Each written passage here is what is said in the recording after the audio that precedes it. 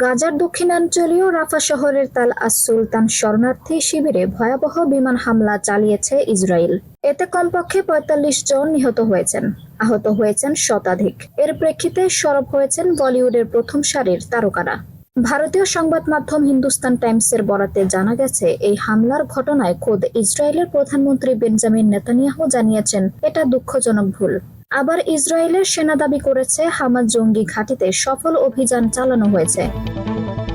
বর্তমানে সোশ্যাল মিডিয়ায় trending slogan হলো অল আইজ অন রাফা। বলিউডের প্রভাবশালী তারকাদের অনেকেই এই হ্যাশট্যাগ ব্যবহার করে গণহত্যা, শিশু হত্যা ও যুদ্ধের বিরুদ্ধে নিজেদের অবস্থান তুলে ধরেছেন।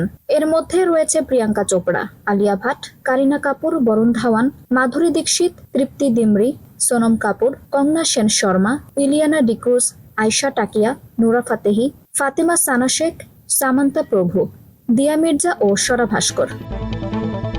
গাজার রাফা শহরে শরণার্থী শিবিরে ইসরায়েলি বিমান হামলার প্রতিবাদে এবার সরব হলেন বলিউড সেলিব্রিটিদের একাংশ। রোববার ২৬ মে রাফায় ইসরায়েলি মিসাইল হামলায় মৃত্যু হয়েছে ৪৫ জন, আহত হয়েছেন শতাধিক মানুষ। আলিয়া তার ইনস্টাগ্রামে দ্য মাদারহুড হোম এ আরও একটা পোস্ট পুনরায় শেয়ার করেছেন, যেখানে লিখেছেন অল আইজ অন রাফা। যে পোস্টটিতে লেখা হয়েছে যে প্রেম, নিরাপত্তা, শান্তি এবং জীবন এমন জিনিস যা প্রতিটি শিশুর অধিকার। একইভাবে রিচা চাড্ডা, বরুণ ধাওয়ান, সোনাক্ষী সিনহা, সামান্তা রুথ প্রভু, তৃপ্তি দিমরি, স্বরা ভাস্কর, দিয়া মির্জারাও একই পোস্ট শেয়ার করেছেন। ব্যাপক ধ্বংসযজ্ঞ ও বহু মানুষকে হত্যার মধ্য দিয়ে গাজার দক্ষিণের গুরুত্বপূর্ণ শহর রাফার কেন্দ্রস্থল দখল করেছে ইসরায়েলি বাহিনী।